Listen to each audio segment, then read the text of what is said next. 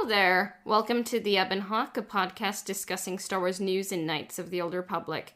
Today we are discussing the Ahsoka Tano of it all. Let's talk Mando. Spoiler alert for the Knights of the Old Republic series and the Star Wars films and TV shows. This is where the spin-off begins.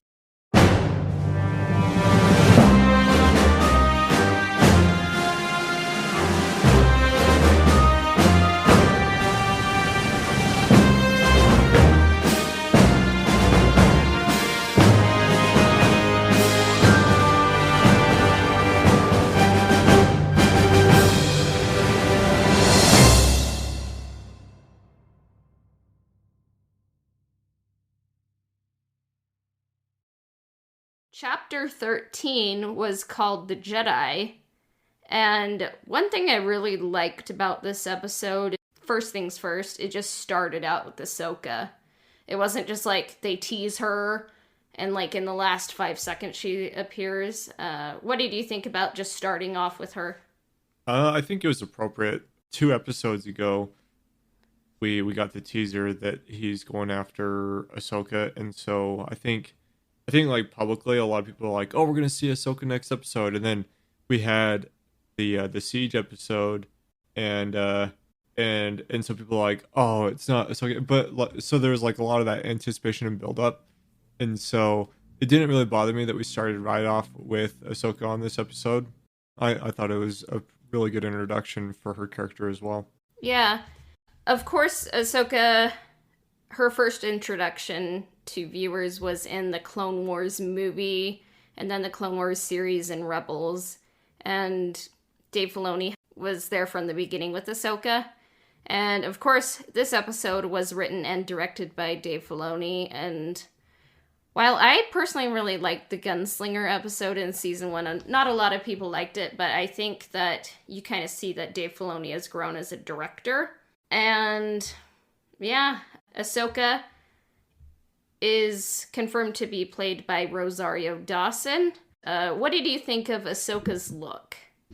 I thought it was fine. I saw some feedback over the head tails and things, but yeah, none of that really bothered me. I thought it looked fine. I thought it looked natural to the character, and so like as far as like the actress goes, there's a lot of makeup and headgear involved, so it doesn't really. Like, I felt like the look pretty well matched what I figured what a live adaptation of Ahsoka would be. I didn't pay too much attention to, like, a lot of the critiques that she received. I thought her look was on par with a lot of good cosplays.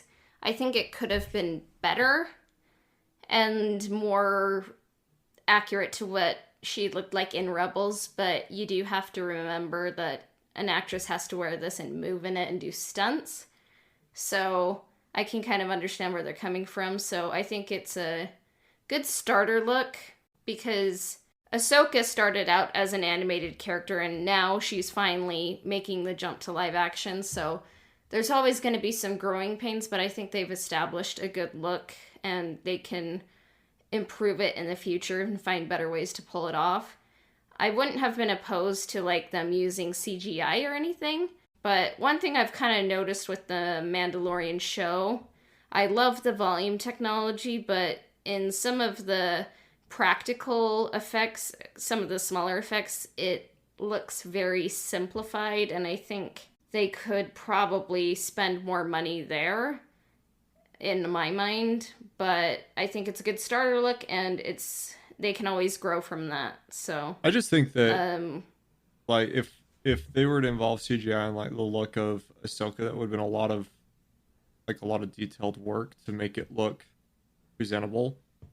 And so I thought that like the practical effects for her look was probably the way to go, and it did look fine. Yeah, I do agree that sometimes the practical effects do get in the way from like our previous discussion of Baby Yoda or Grogu, as we've now learned. Yeah. Who is the Togruden master on the council who was also in The Force Unleashed? Shakti. I'm trying to see, yeah, because I'm pulling up Shakti's picture, and of course, Ahsoka and Shakti are of the same species. Mm-hmm. And I think it's a practical effect they use there. Yeah. So, and it looks pretty good with what they have there. I mean, of course, it's a movie with a movie budget, but maybe that would just... I don't know if they could have just, like, done what they kind of do with modern comic book movie shootings, where they will CGI the cape. So Henry Cavill will just be, you know, in a suit, and then they will CGI the cape in later. I was kind of just wondering, like, what if they just, like, CGI'd the Montrails in later?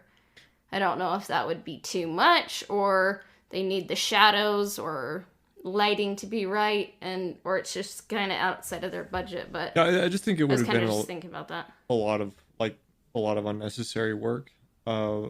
Like as far as the head tail, like, natural movement, I don't think there's, like, we've never really seen the like the head tails move in such a way that it would need to be animated.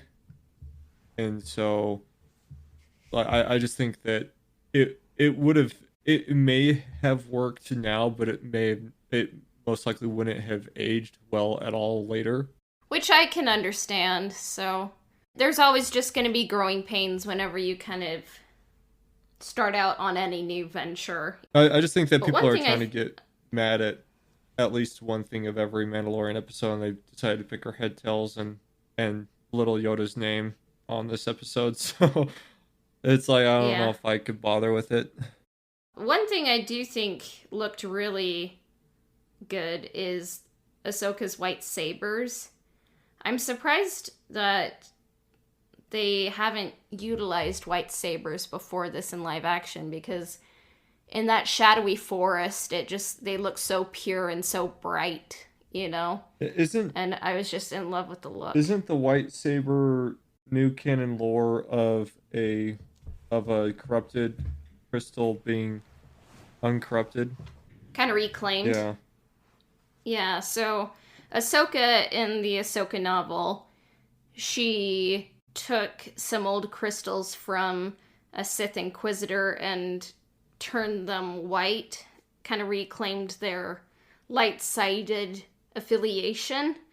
And so that's why they have a white kind of color to those sabers. And I think they just looked so good. And just kind of like looking at like the use of colors, like I really just want to see Ahsoka fight Moff Gideon, like white sabers versus dark sabers. Like it would just look really good, I think. Yeah, I think visually, or at least from the conclusion of this episode, though, I think the appearance of Ahsoka is short-lived. I think that she was definitely like a plot point to get the Mandalorian pointed in the right direction. Now, I guess it is left a little open-ended when Grogu goes to this temple and a Jedi might go looking for him. It's possible that Ahsoka would be the one called. You know, I don't know how they're going to handle this, but we might see her again at the results of that plot point in the future. But I don't actually expect her to stick around without like some major episode deviations. I'm personally expecting to see her again, kind of like at the finale, but that's just because Dave Filoni's involved and Tython is involved, but we can touch on that more later. I've been kind of noticing some Arthurian Legends connections when I've been watching season 2, and kind of like the King Arthur legend, you have the dark saber, which is very similar to the Sword in the Stone, like the one true ruler of all England. They unite under Excalibur, and then in the Clone Wars Rebels and now the Mandalorian lore, they all unite under the dark saber, and it's not a sword that came from a stone, but it's like a sword that looks like a stone. And then this episode takes place in the city of Caladan on the planet Corvus, and that is very similar to a battle that King Arthur was a part of. I may be getting the pronunciation wrong, but it's like Caladan. And then, of course, the villain in the King Arthur cycle, one of them, is named Morgana. And in this episode, the villain, who has a very interesting master, was named Morgan Elsbeth. So it's kind of like similar to Morgana, so it's Morgan. And one interesting thing is the character of Morgan, she was played by Bruce Lee's goddaughter, Diana Lee Inosanto. And she's a prolific stuntwoman, and I believe she's been training Rosario Dawson. I don't know what the King Arthur parallels mean, but I think it has to mean something. I like that they we'll do kind of pull from that instead of just kind of like make it up as they go. I kind of like the small connections that they kind of include with the story. And then when Mando comes across Ahsoka, I just love that fight between them, because usually it's just lightsabers against lightsabers, but just involving Beskar, I'm surprised that Star Wars films hadn't come up with something to kind of, for like normal people to have a chance against lightsabers with before, and it just looks so good. And I was like, when I was watching it, I'm just like, I need a KOTOR or a Mandalorian Wars adaptation stat. So, what did you think of that fight? Oh, I thought it was all right. Like, it's kind of hard to see how they would have met any other way. Because he's just kind of out in the woods looking for her, and the only people that Ahsoka knows is out for her are the agents of Morgan. So it was going to be a conflict probably, and I think the only reason why it stopped was because she saw Baby Yoda just kind of like poke his head out. So I mean, it's a freaking cute baby, and it looks like Yoda, so I'm sure it definitely sparked her interest kind of was attuned right off the bat to see a the same species of Yoda tagging along with the Mandalorian. There should be a species name at this point. Like, I don't know. Like, sometimes it's awkward to say, like, whatever Yoda's species is called that species, but yeah, I mean, who knows? It's like an unnamed species that Lucas didn't. Maybe they're called pterodactyls or something. I don't know. Maybe. But one quote I did kind of like that I'm like, is this a reference to the Phantom Menace? Ahsoka says something along the lines of, I like beginnings, good or bad, they're always memorable. I guess I was like, oh, it's a reference to the Phantom Menace. It was cool to finally learn some more of Baby Yoda's history. And I was surprised that he grew up on Coruscant and was at the temple when Order 66 was going on. Yeah, me too. There's kind of like the one point of the episode where I was like, really though? It's kind of like how I felt with Cal Kestis from Jedi Fallen Order. It's like, a survivor of Order 66, really? And especially if Grogu was at the temple at that time, like that's I mean that place was cleaned out by the clones. Yeah. Maybe Anakin was like, he's too cute, can't do it, you know? I just was imagining in my mind, like, maybe when the droid march kind of musical riff is going on, where it's like, dun, dun, dun, dun, dun, dun, dun, dun, dun, dun, where Anakin is marching with the 501st Legion. I'm like, maybe, like, the other side of the temple, someone's just marching down with Grogu.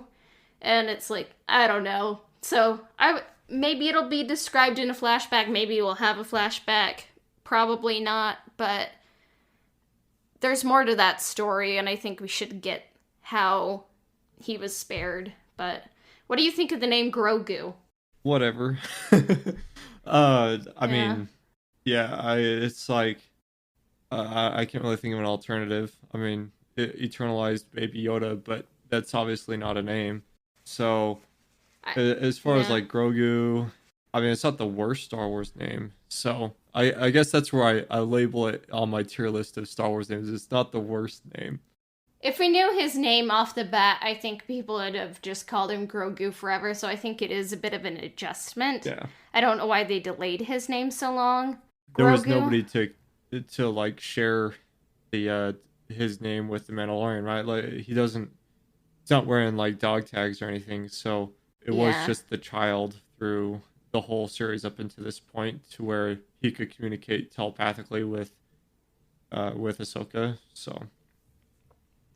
So I think it kind of took me aback and like Grogu. I was kind of expecting Minch or Buffy, which were alternate names for Yoda for the Empire Strikes Back script. Mhm. It would have been funny for, I don't know, Baby Yoda to be a Buffy. It would just be hilarious. But I'm like, okay, Grogu. Part of me is like, is it kind of supposed to be like a little bit similar to George, kind of like mixed up, but or like it's like similar to the word grow, like I'm like or it's just, you know, a random, they're like, he's like a frog, but let's do it with a G, so it's like grow and then put a U at the end. It's Grogu.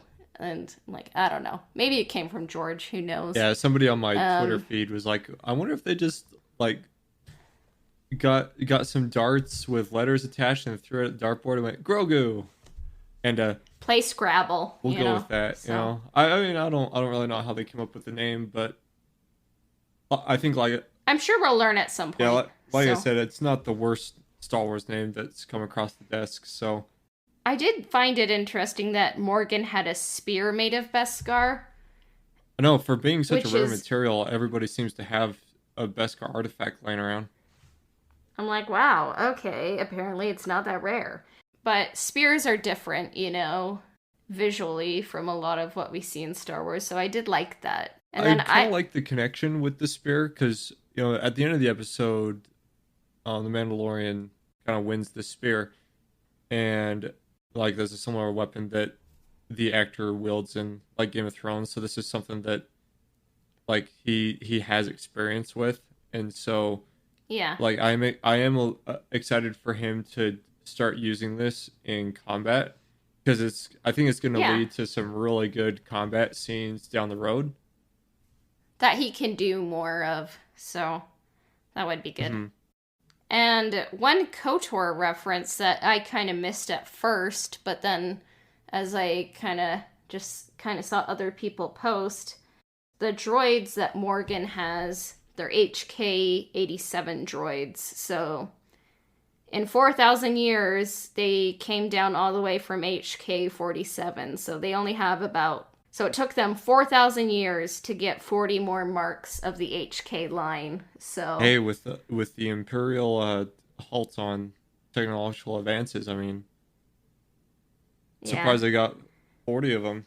And technology doesn't always just go upwards in a straight line on graphs, you know? Like sometimes they go up and down, you know? Like if you look at history, that's how technology works too. And we've kind of touched on that, but maybe you can touch on that some more.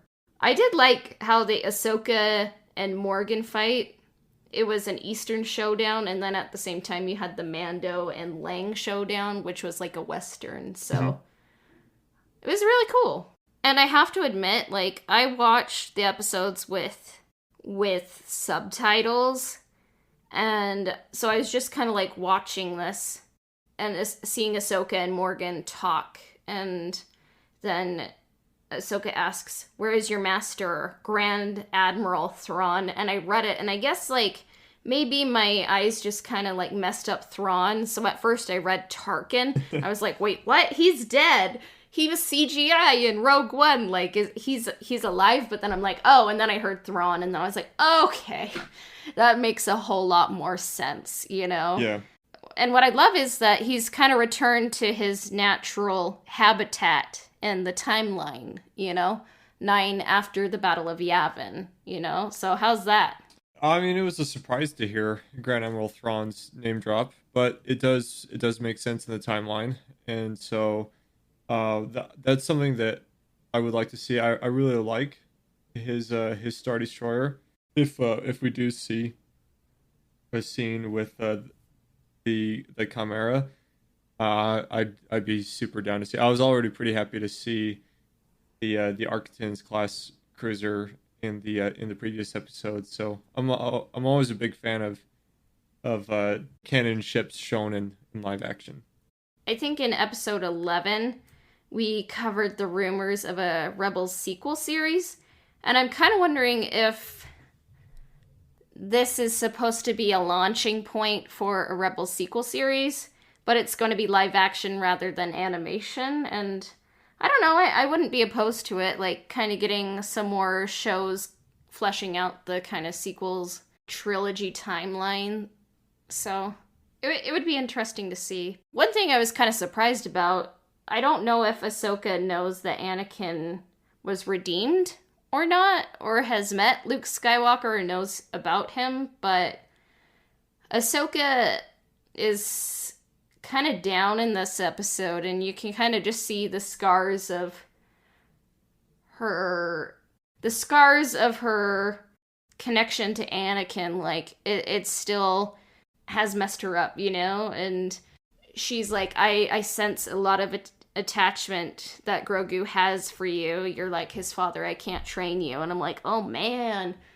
Like, she's still feeling really bad about Anakin. So I hope that she crosses paths with Luke Skywalker. Maybe Luke Skywalker could be CGI Mark Hamill or played by Sebastian Stan. But I just want those two characters to meet and have her know that at the end he was Anakin again. What do you think about that? Well, so this is one of those plot points where I couldn't quite remember, but it made sense to me when she said she wasn't going to train him, because kind of felt like the plot kind of deviated from the original goal, which was for Mandalorian to find Grogu's people. Whether it's the Jedi or the species is kind of how I interpreted that, and so I thought that where Ahsoka, it made sense for Ahsoka to be like a point of interest to direct the Mandalorian to the right people. It was outside of my expectation that Ahsoka was the people, like the end goal for this. I think Ahsoka will be part of the end game, but I don't think she's all of it, and it'll be interesting to see how the rest of the season unfolds. But yeah. And the more I watch this, the more it kind of comes clear to me that I think, though the Mandalorian kind of wants to find a new home for Grogu, I think that with Moff Gideon like chasing him down, trying to like apprehend Grogu, I think that this story might end up evolving in such a way that the best place for Grogu is with the Mandalorian, and so it might just become a kind of like an unlikely pairing. yeah. Like indefinite until there's, that the solution of dealing with Moff Gideon and probably dealing with Grand Admiral Thrawn too. So now that he's kind of brought into this story, because it could be that Moff Gideon is also a puppet of Grand Admiral Thrawn. So, and one of the things that I was thinking about too is with the appearance of Moff Gideon on this Arquitans cruiser. That's kind of like a patrol cruiser. That's not like a flagship that that like a major officer would command. And so like I do believe that like he is working for Grand Admiral Thrawn, and Admiral Thrawn's the one that wants this kind of whole thing done. So I don't know. Just some thoughts after watching like these last two episodes. It was just interesting to have Ahsoka name drop Tython. And I believe that is it's a world that appears in the Old Republic game. And it's like one of the first, I think it's the birthplace of the Jedi. Like it's in contention with Octu or Coruscant or one of the other worlds, but it'll be interesting to see Tython and Apparently, when the baby goes to the temple there, he will make a choice, and it's like, does he want to be a Jedi, or does he want to just be a regular Baby Yoda with no Force powers? So it'll be interesting to see that choice and see the final episodes of this season.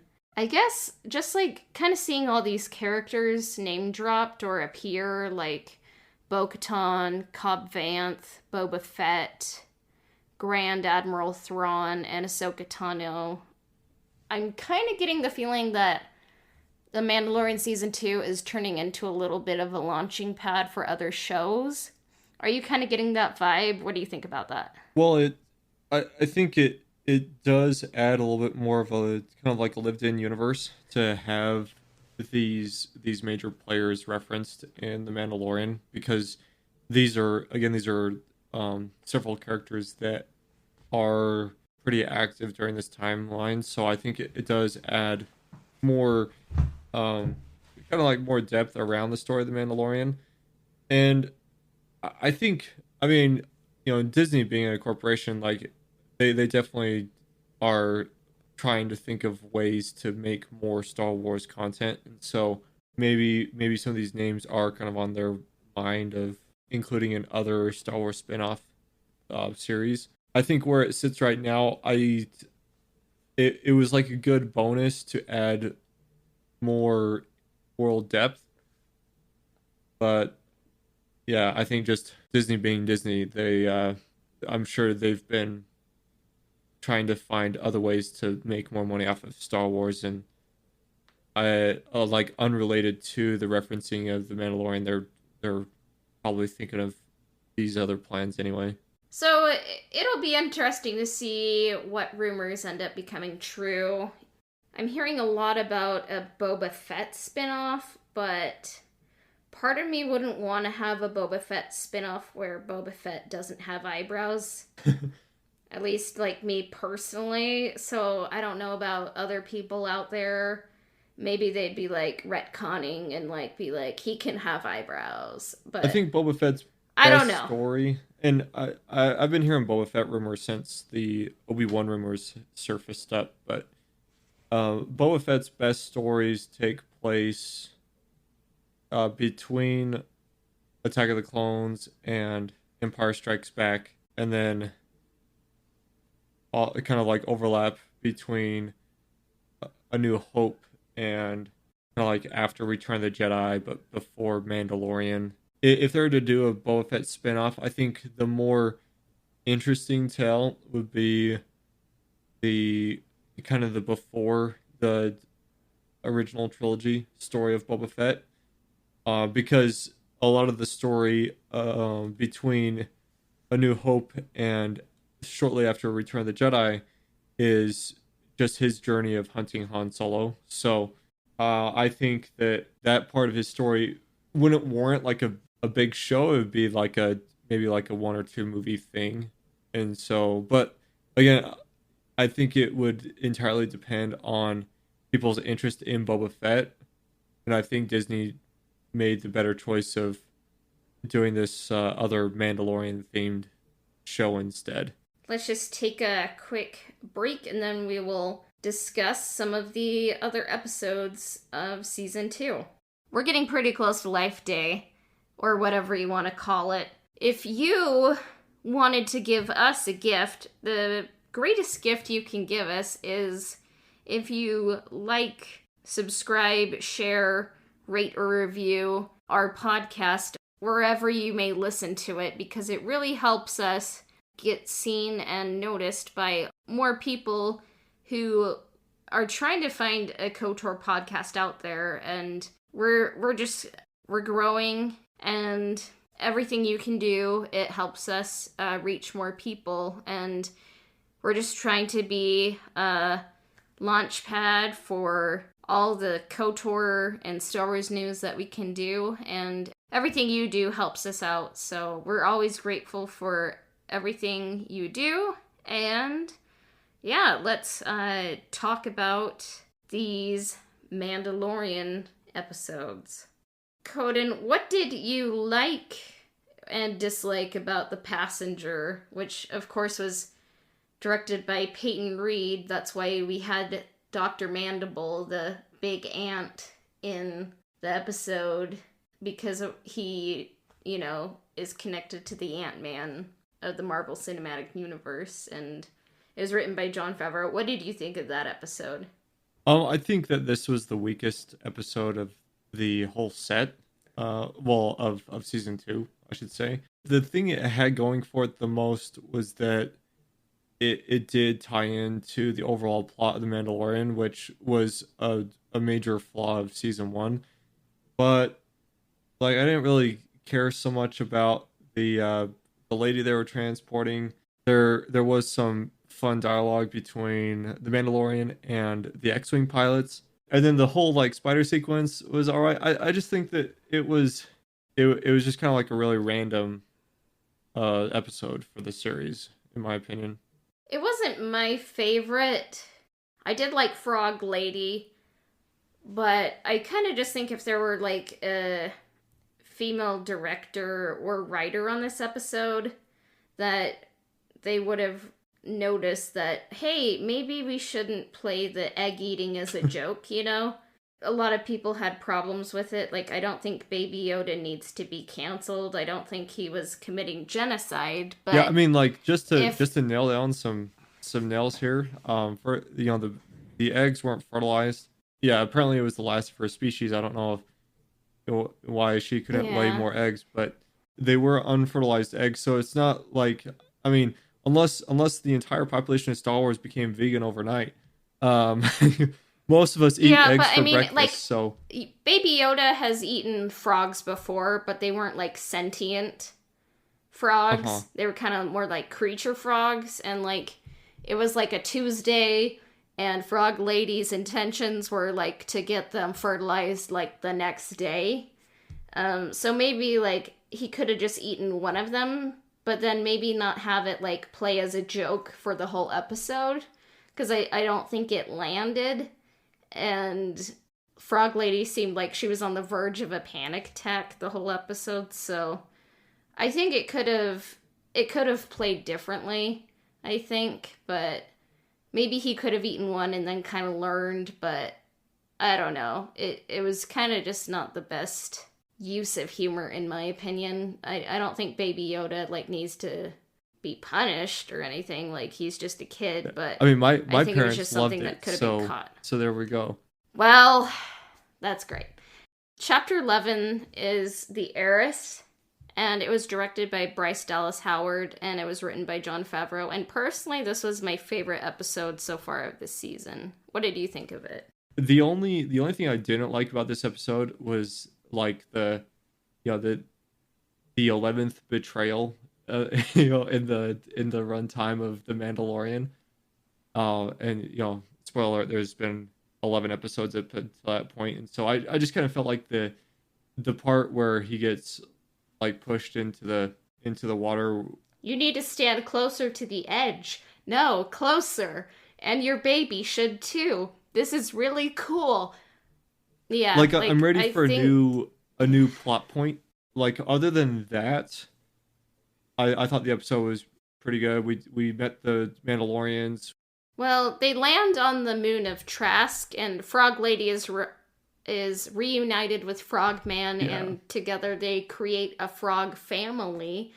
And they also babysit Baby Yoda, and I'm like, please, Baby Yoda, just don't eat any more of them. They don't need that. Well, that's probably the best supervision that Grogu's had so far is with Mom and Dad. So I think they definitely did a good job showing Grogu the kind of the evolution of the egg to tadpole. So that definitely fascinated him after he had eaten 5 or 6 of them. It's I ate 3 of them. Who knows how many he ate? Yeah. But it was a bit. But I think that I really liked that the moon was called Trask, kind of Trask Ulgo fame, the companion who dies on the Endar Spire. And I noticed the boat or the ship in the water that the fishermen are on when they try to get the Beskar. It kind of has that hammerhead design. I did like that, and just I think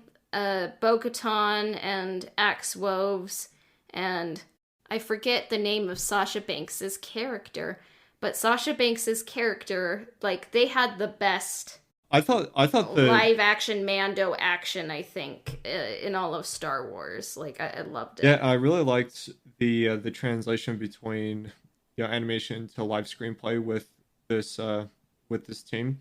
I think Yeah. everybody looked pretty well done except for Bo-Katan's hair. I thought that was a little. It looked a little too wiggish, in my opinion.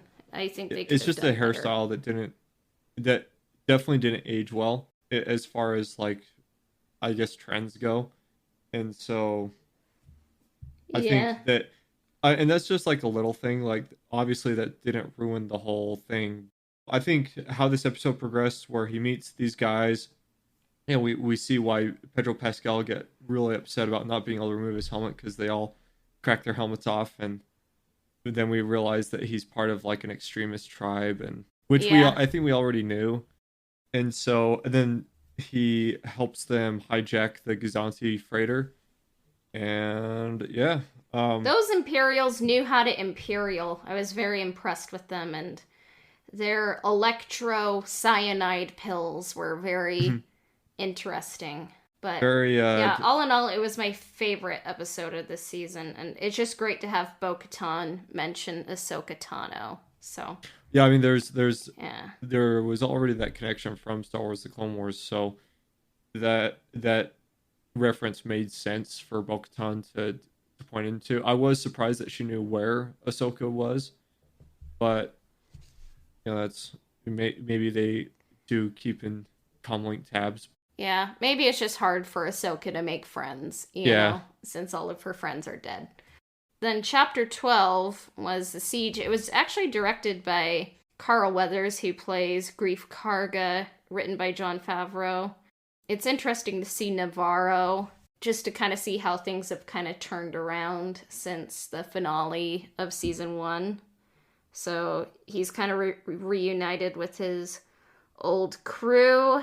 And one thing I thought was interesting was when they're in the lab, the music that is very similar to Snoke's theme, and when Palpatine and Anakin are at the opera and they're talking about Darth Plagueis the Wise, you kind of have that music in the background, and I'm like, is this going to be like a Snoke clone or a Palpatine clone? What do you think about that? yeah. I mean, I know that there was a connection between this project and the First Order, and so like it made sense that they were studying a way to migrate like force sensitive blood from one body to the other because they would need to do that to make a Snoke clone, A jar of a Snokes. jar of Snokes, right? And Yeah. so I mean, and we already know my thoughts on the sequel trilogy. I think it's all there's like it's a whole bundle of weak plot points, but I they have to kind of repair and explain themselves somehow, and so I think this connection Yeah. is like it's definitely like justified to make. But again, I think this is just another one of those connections in the Mandalorian that contributes to the overall picture of Star Wars, and don't I don't anticipate that it'll lead to much more like Mandalorian plot points, other than maybe further discussion between Moff Gideon and the Mandalorian of maybe more dialogue will open up over why Moff Gideon wants Grogu, and so that's something to Yeah. maybe anticipate. But as far as the like seeing more of the research and like development and things, I don't think we'll see much more of that. Yeah. I mean, the episode had some good action, but I did kind of think like for a lot of people, they didn't really like the prequel trilogy until the Clone Wars kind of fleshed out more of George's ideas. So I'm like, maybe The Mandalorian can do that for a lot of people with the sequel trilogy. So I don't mind it because I still don't understand the political situation post Return of the Jedi, and there were 3 sequel trilogy movies, and they didn't really explain anything. And even in like the canonical lead up books, they don't really explain it. So if we can get some more world building in The Mandalorian, like, I don't mind that at all. Yeah. So, yeah. But anything else? No, I think that's it. I thought the Siege contained, like, so far, I think the Siege contained the best action. Yeah, I think it kind of dragged at the end. I kind of wasn't sure. It seemed like it was a little bit of an action scene just to have an action scene, but I think Carl Weathers did a great job directing, and The only conversation it didn't really feel like it was just being filmed on the volume for once. So that was nice. Like, the only 2 things that I picked out was, I thought that the conversation between the Republic officer and Cara Dune was a little out of place. At the same time, I think that he was trying to be empathetic, but it was more of just like a really poor sympathetic approach to her. Everybody that they had that little conversation about Alderaan and her losing her family on Alderaan, and he's just like, Yeah. His question of like, did you lose anyone on Alderaan? And it's like, well, like the whole planet blew up, buddy. So like, like, everyone's dead. That was a little out of place. But also the Razor Crest against all the different TIE fighters.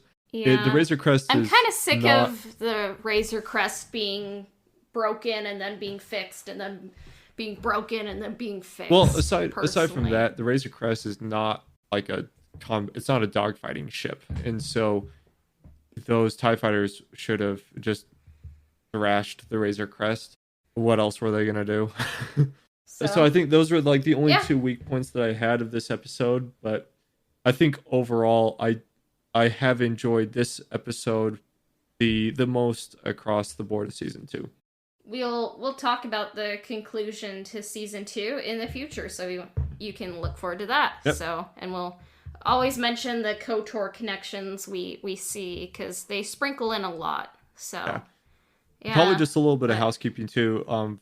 So those that noticed that we haven't been covering these week over week, we are just planning on covering these episodes in sections like this. So just if you want to hear more Mandalorian discussion, just keep an eye out on our topics of discussion on our episodes, and you'll be able to anticipate when we're going to be talking about the Mandalorian releases. Yeah, and then you can find us on Instagram at Ebonhawk Podcast.